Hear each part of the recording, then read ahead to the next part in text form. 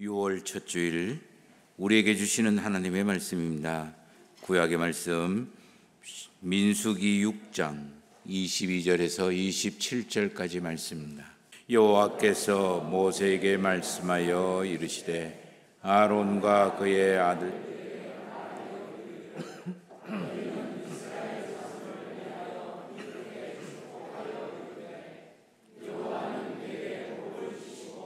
너를 지키시기를 원하며 여호와는 그의 얼굴을 내게 비추사 은혜 베푸시기를 원하며 여호와는 그 얼굴을 내게로 향하여 드사 평강 주시기를 원하노라 할지니라 하라. 그들은 이같이 내 이름으로 이스라엘 자손에게 축복할지니 내가 그들에게 복을 주리라.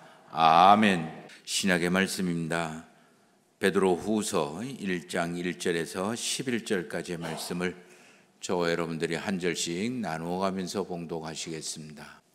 예수 그리스도의 종이며 사도인 시몬 베드로는 우리 하나님과 구주 예수 그리스도의 의를 힘입어 동일하게 보배로운 믿음을 우리와 함께 받은 자들에게 편지하노니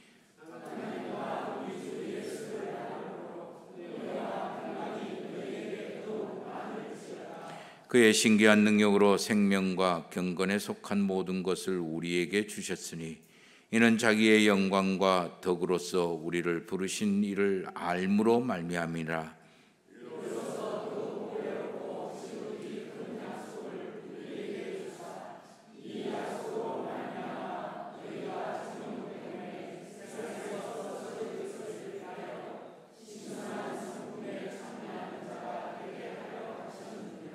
그러므로 너희가 더욱 힘써 너희 믿음의 덕의 지식을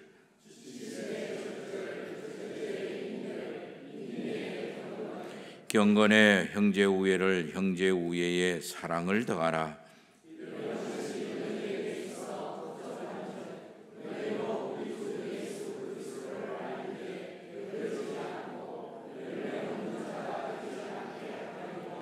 이런 것이 없는 자는 맹인이라 멀리 보지 못하고 그의 옛 죄가 깨끗하게 된 것을 잊었느니라.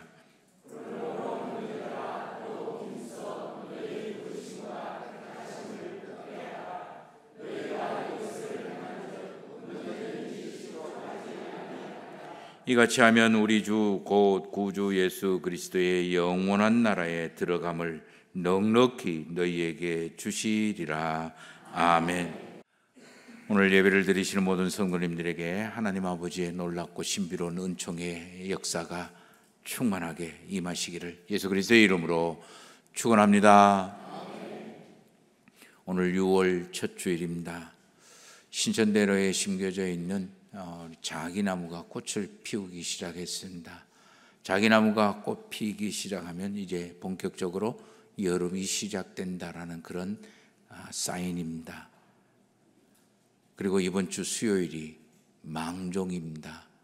망종에는 보리 베고 심기 하고 이런 일들 본격적으로 여름 농사가 시작된다라는 그런 시기입니다. 우리를 위하여 6월 달에 예비하신 하나님의 지혜와 권능과 그리고 권세가 우리 성도님들의 손으로 하는 모든 일에 평강으로 그리고 형통함으로 풍성함으로 열매 맺어지게 되기를 소망합니다. 사실 하나님의 그 은총의 약속은 이미 우리에게 약속되어 있는 거예요. 그래서 중요한 것은 이제 내가 그 하나님의 은총을 어떻게 얻고 그리고 누리고 그리고 그 은총으로 살아가느냐, 거기에 우리의 믿음의 생활이 달려 있습니다. 어제 우리 6월 1일 6월달 시작하면서 첫 시간 우리 첫 하나님께 드리는 예배에서 하나님이 6월달 우리에게 하여 주신 또 지키고 기도하라는 말씀이 바로 믿음의 긍정의 눈과 생각을 갖고 기도하라. 그리고 그것만 아니라 한 걸음 더 나가서 이 믿음의 긍정적인 요소들이 내 안에 이루어지기 위하여 적극적인 간절함을 가지고 살고 기도하라, 구하라 그런 말씀이었습니다. 이것을 기도하면서 우리 6월 한 달 좀 더 열심히 이 믿음의 길을 걸어갈 수 있게 되기를 소망해 봅니다. 그러면 믿음의 길을 걸어간다라는 것은 도대체 어떤 것일까? 단지 주일날 예배를 드리고 또 말씀을 듣고 또 말씀을 읽고 또 기도하고 조금 더 나아가면 새벽기도 참여하고 수요기도에 참여하고 교회 생활을 이렇게 하고, 이게 믿음의 생활, 믿음의 길일까? 신앙생활이 이게 전부일까? 아니면 다른 어떤 것들이 더 있을까? 구체적으로 내가 믿음의 길을 걸어간다 또는 믿음 생활을 한다, 예수 그리스도를 믿는다라고 할 때 일상에서 내 삶의 모습은 어떠해야 될까?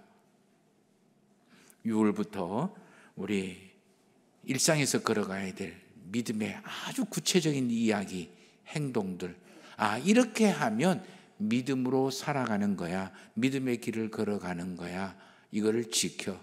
이것의 반대는 내가 믿음의 길을 걸어가지 않는 거라고 여겨도 무방할 것 같다라고 하는 구체적인 그 요소들을 우리가 묵상하고자 합니다. 그래서 저와 여러분들의 믿음의 길을 한 단계 업그레이드 시킬 수 있게 되기를 소망을 해봅니다.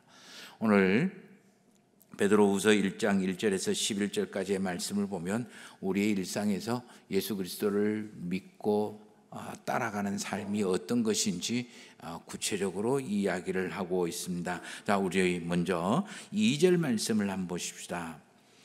2절 말씀, 하나님과 우리 주 예수를 알므로 은혜와 평강이 너희에게 더욱 많을지어다라고 이야기합니다. 이거를 뒤에서부터 다시 읽어봅니다. 우리의 생활 속에서 은혜와 평강이 점점 많아지는 것은 하나님과 우리 주 예수 그리스도를 아는 게 많아질 때이다. 그런 모습으로 읽을 수도 있을 겁니다. 은혜와 평강이 더욱 많아지는 것은 바로 하나님과 예수 그리스도를 아는 것이 점점 많아질 때 주어지는 그런 결과물이다라는 그런 이야기겠죠. 그러면 하나님과 예수 그리스도를 아는 것이라는 말은 도대체 무슨 뜻일까?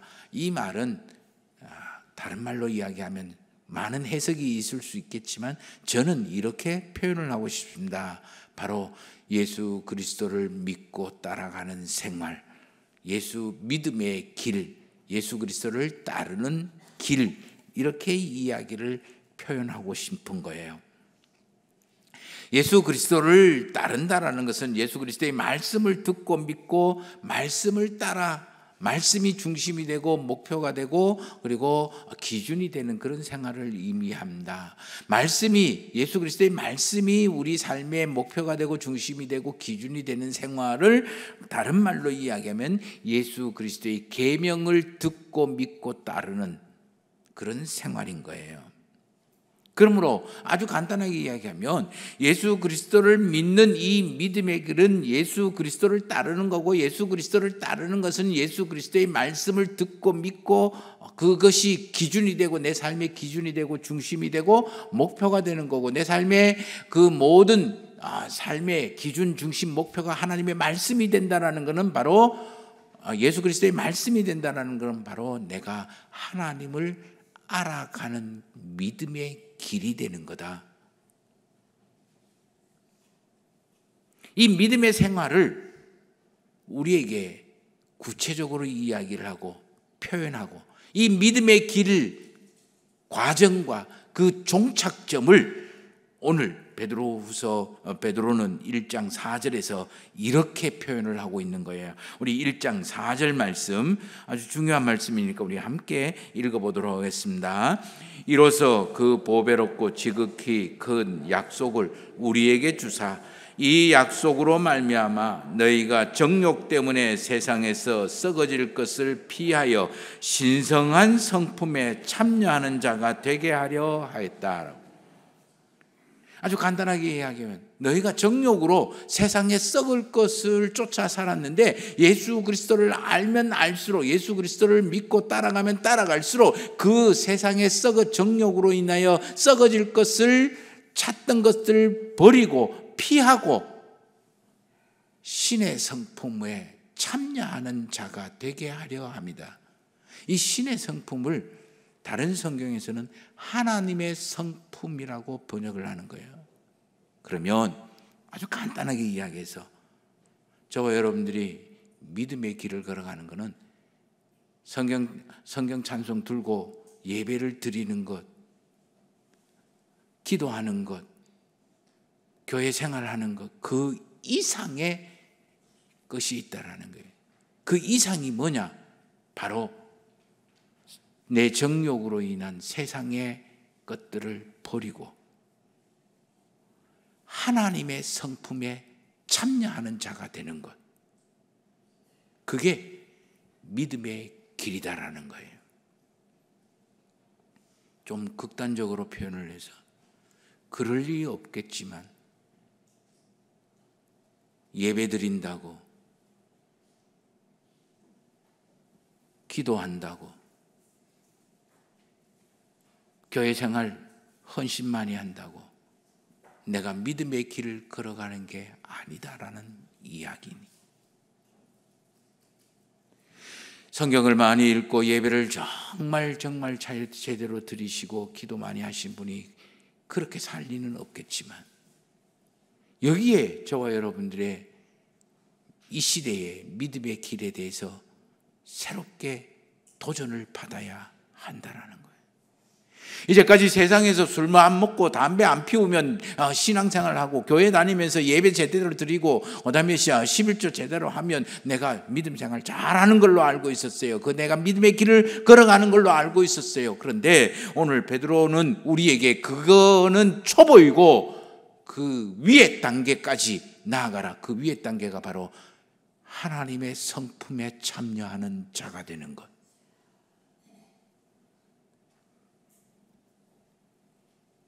그렇다면 도대체 이 하나님의 성품이라는 것은 어떤 것일까? 도대체 어떻게 하면 이 하나님의 성품대로 우리가 살아갈 수 있고 그 성품을 개발하고 훈련시킬 수가 있을까? 간단해요. 하나님처럼 생각하고 하나님처럼 보고 하나님처럼 행동하면 되는 거예요. 하나님처럼 보고 하나님처럼 생각하고 하나님처럼 행동한다. 그게 도대체 어떤 걸까? 그거를 집약해 놓은 게 오늘 저와 여러분들이 읽은 구약의 말씀 민수기 우리 6장 22절에서 27절까지의 말씀에 딱 하나님이 어떤 일을 하셨는지 딱 요약을 해 놓으셨어요. 자, 우리 제일 처음에 하나님은 우리에게 뭘 한다? 복 주시기를 원한다.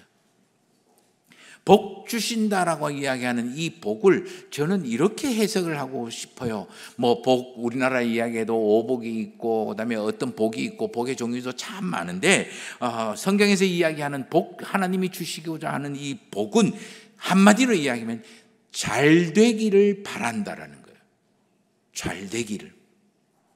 내가 잘 되는 것, 영적으로도 잘 되기를 바랍니다. 육신적으로도 건강이 잘 되기를 바랍니다. 내 생명을 유지가 잘 되기를 바랍니다. 병이 있어서 내 생명이 건강함이 유지가 안 되는 것이 아니라 내 생명이 건강함이 유지가 잘 되기를 바랍니다. 내 손으로 하는 모든 일이 잘 되기를 바랍니다. 내 재정적인 일들이 잘 되기를 바랍니다. 내 관계적인 일들이 잘 되기를 바랍니다. 내 세상 모든 일들이 잘 되기를 바라는 것, 이게 복 주시기를 원한다라는 말 속에 들어있는 의미예요.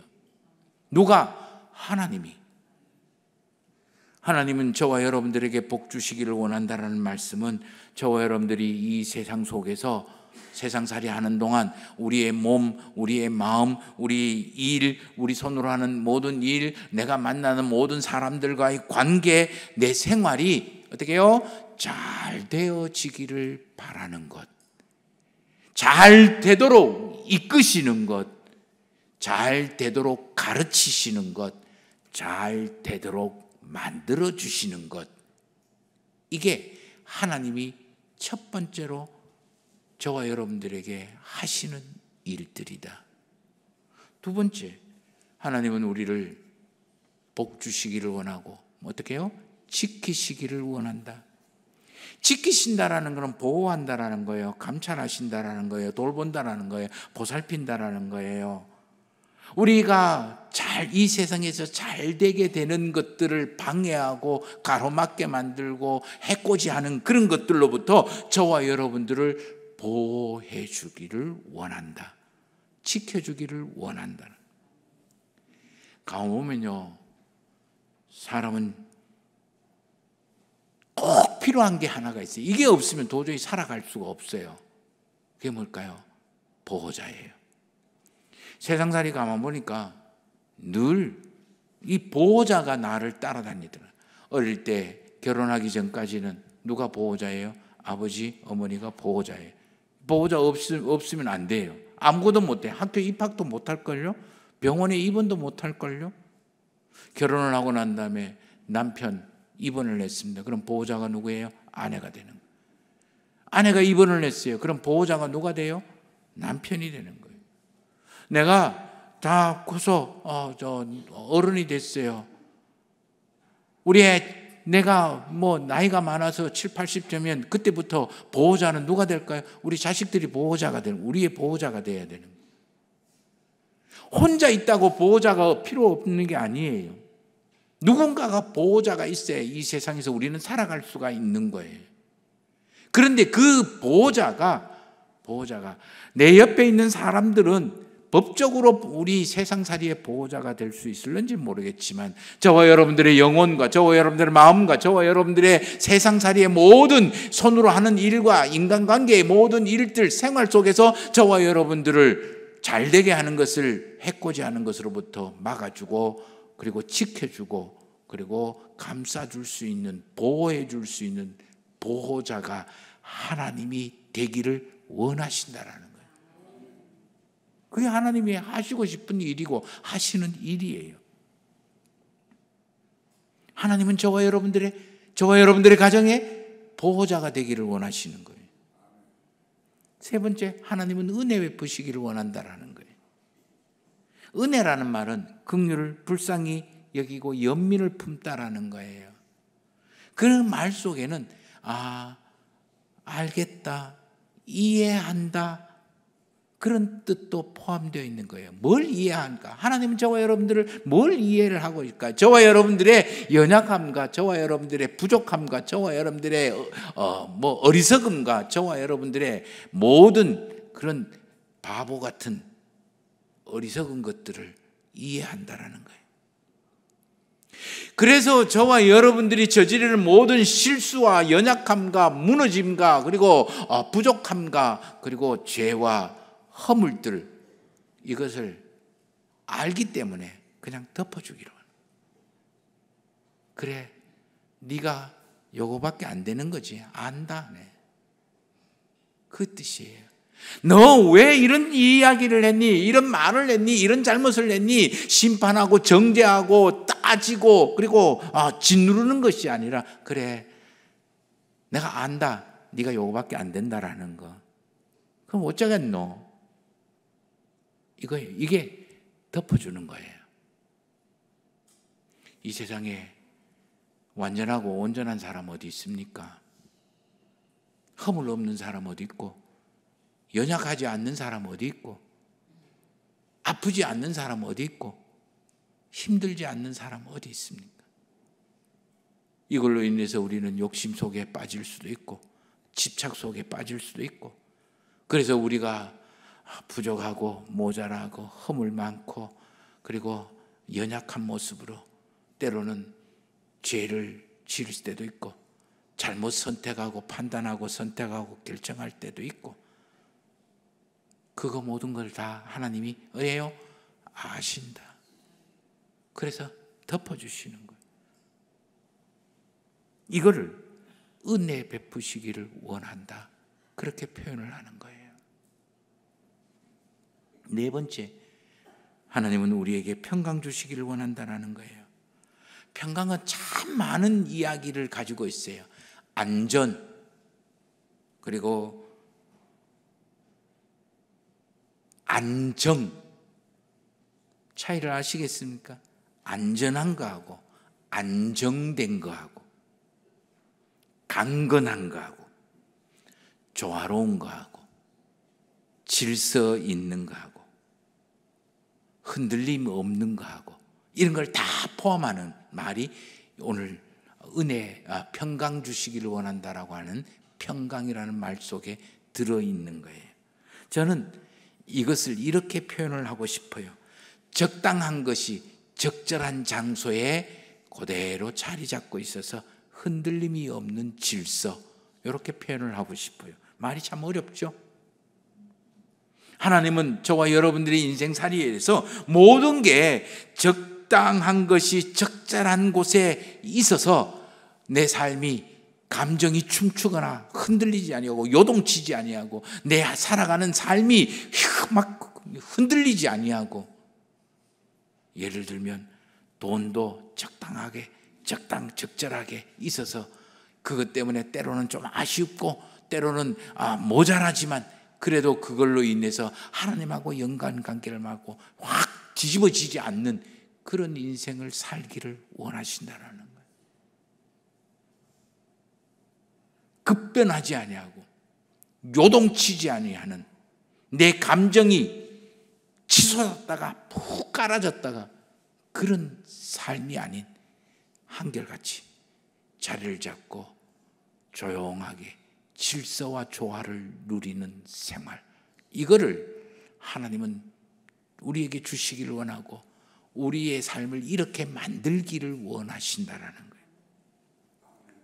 왜 하나님은 저와 여러분들에게 이런 일을 하시기를 원하실까요? 하나님은 저와 여러분들을 사랑하기 때문이에요. 그래서 예수님은 하나님이 세상을 이처럼 사랑하사 독생자를 주셨다라고 이야기하는 거예요.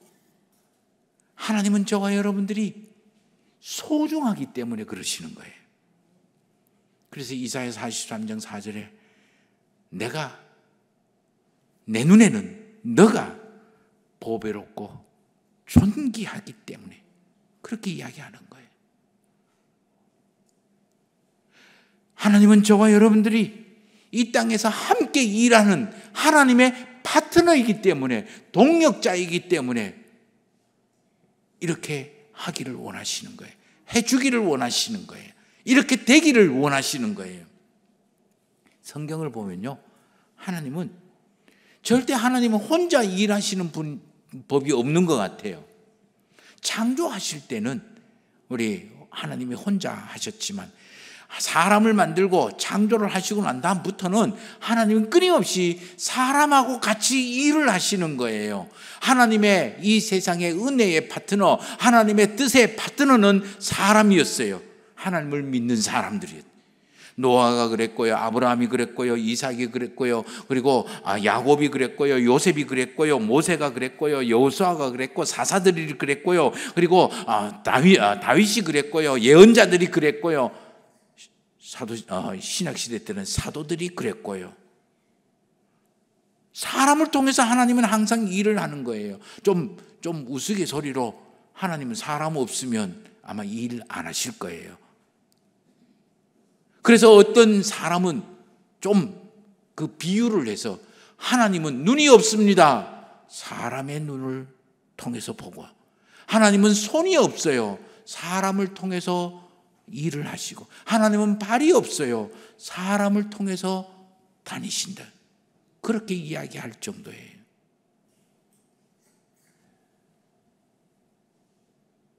하나님은 하나님의 말씀을 듣고 믿고 따르는 수많은 이름 없는 사람들을 통해서 이 땅에 하나님의 뜻을, 하나님의 살아계심을, 하나님의 사랑과 축복을 나눠주시는 거예요. 동력자라는 거예요. 그래서 히브리서 12장에는 하나님을 믿는 허다한 무리들, 그 증인들이 있다라고 이야기하는 거예요. 지금은 하나님을 믿고 따르는 저와 여러분들과 이 교회 통해서 가정에, 우리의 세상에, 직장에 은혜를 베푸시게 하는 저와 여러분들은 하나님의 동력자예요. 그러니 소중할 수밖에 없고, 그러니 사랑스러울 수밖에 없는 거예요. 그래서 하나님은 저와 여러분들에게 복 주시기를 원하고 잘되게 하기를 원하고 저와 여러분들을 보호하고 지키기를 원하고 저와 여러분들의 허물 그래 그것 덮어서 울타리를 쳐주고 그렇게 하기를 원하시고 또 저와 여러분들의 삶을 조화롭게 평화롭게 만들기를 원하시는 거예요. 그러므로 세상살이 저와 여러분들이 믿음의 길을 걸어간다라는 것은 이 하나님이 모습을 담는 거예요. 이 하나님의 일을 하는 거예요. 하나님이 우리에게 하신 것처럼 내 옆에 사람을 사랑하는 겁니다. 내 옆에 있는 사람을 소중히 여기는 거예요. 하나님의 일을 하는 동역자로 존중해 주는 것. 이게 내가 믿음의 길을 걸어가는 방법이에요. 내 옆에 있는 사람을 사랑하고 소중히 여기고 동역자로 존중해 주는 그 일들이 뭐냐? 내 옆에 있는 사람을 잘 되게 해주는 거예요. 그 손으로 하는 모든 일을 잘 되도록 도와주는 거예요. 지원해 주는 거예요. 내 옆에 있는 사람을 보호해 주는 거예요. 세상의 여러 가지의 위협이나 유혹으로부터 자기 자신의 삶이 망가지지 않도록 무너내리지 않도록 그 사람을 보호해 주는 보호자가 되어 주는 거예요. 이게 믿음의 길이에요. 내 옆에 있는 사람이 연약하고 부족하고 허물이 많은 그런 사람이기 때문에 실수도 하고 그다음에 잘못하기도 하고 어리석기 때문에 어리석은 짓을 하고 때로는 죄를 범하는 것을 알고 있기 때문에 그 죄를 덮어주고 가려주고 그리고 용서해주는 은혜 베풀어주는 것, 그게 믿음의 길이에요. 내 옆에 있는 사람이 흔들리지 않도록 그 인생이 주저앉지 않도록 안정되게 만들어주고 안정시켜주고 그리고 그를 위로하고 격려하고 축복해서 그 사람의 몸과 마음과 생각과 감정과 그리고 인간관계가 요동치지 않도록 그렇게 붙잡아 줄 수 있는 것, 평강을 주고 만들어주는 것, 이게 믿음의 길이라는 거예요. 이런 것 하면서 살아가는 것, 이런 일을 하기 위해서 노력하고 애쓰는 것, 이런 것을 이루기 위하여 자기에게 주어진 재능이나 시간이나 재물이나 이 권한이나 세상의 것들을 가지고 만들어 나가는 것, 그게 믿음의 길을 걸어가는 사람의 모습이에요. 반대로 내 주장이나 내 생각으로 내 경험으로 니는 틀렸어, 니 그래야만 안 돼, 자꾸 깎아내리고 그리고 뒷발목 잡고 그리고 이용하려고 하고 내 탐욕과 탐심과 탐색으로 나에게 주어진 세상의 돈이나 지위나 권리나 그리고 힘으로 내 손해보면 내가 아프면 내 자존심 상한다고, 내 힘든다고, 내가 어려워지고 무거워진다고 상대방을 안 되게 만들고 무너뜨리고 정죄하고 심판하는 이 사납고 못된 강팍한 마음을 품게 되고 다른 사람을 요동치게 하고 감정을 분노케 하고, 이런 사람요, 예수 그리스도의 믿음의 길을 걸어가지 않는 사람이 내 유익이나 내 어떤 이득에 따라서 다른 사람을 이용하고 못된 말로 정죄하고 심판하고 뒤로 밟아 뭉개는 것, 그래서 그 사람을 내 발 아래 무릎을 꿇으려고 하는 것, 예수 그리스도 믿지 않는 사람이 하는 일이에요. 감언 이설로 유혹하고 거짓말로 그들을 혹하게 만드는 것. 저와 여러분들이 예배를 드리고 기도를 하고 말씀을 읽고 교회에 헌신하고 이런 분들이 그럴 리는 없겠지만, 그러나 많은 사람들이 이게 신앙생활의 전부로 알고 있어요. 아니에요. 저와 여러분들이 예배를 드리는 이유가 뭡니까? 기도하는 이유가 뭡니까? 말씀을 읽고 묵상하고 쓰는 이유가 뭡니까? 말씀을 듣는 이유가 뭡니까? 이 교회에서 헌신하고 이 교회에서 사역을 감당하는 이유가 뭘까요? 바로 내 옆에 있는 사람들에게 이런 하나님의 모습으로, 하나님의 성품으로 살아가기 위한 방법들이었어요. 근데 예배 드린다고, 기도한다고, 말씀 들고 다닌다고, 내가 그래도 예수 믿은 지 몇십 년이 됐는데 그런다고 해서 믿음의 길을 걸어가는 것이냐? 아니에요.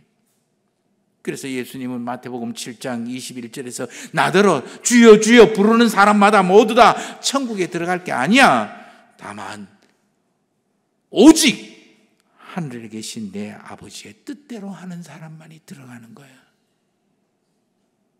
마가복음 3장 35절에서 예수님을 찾아온 그 동생과 그리고 어머니, 그래서 제자들이 이야기합니다. 예수님, 선생님, 당신 동생과 그리고 당신 어머니가 찾아왔는데 한번 만나 뵙죠. 예수님이 그 이야기를 듣고 누가 내 어머니고 누가 내 형제고 누가 내 자녀냐? 하나님의 뜻대로 행하는 자가 내 형제요, 내 자매요, 내 어머니다. 그렇게 선언을 하는 거예요. 쉽지 않죠. 정말 어려워요. 믿음의 길 쉬운 게 아니에요. 왜? 세상은 이렇게 우리가 하나님의 성품으로 살아가는 것을 용납하지 않아요. 받아들이지 않아요. 바보라고 이야기하고 어리석다라고 이야기하고, 오냐 그래 네가 어디 하나님의 성품으로 한번 살아간다고, 오냐 한번 당해봐라, 된통 당해봐라. 그래서 우리를 더욱더 이용하려고 합니다.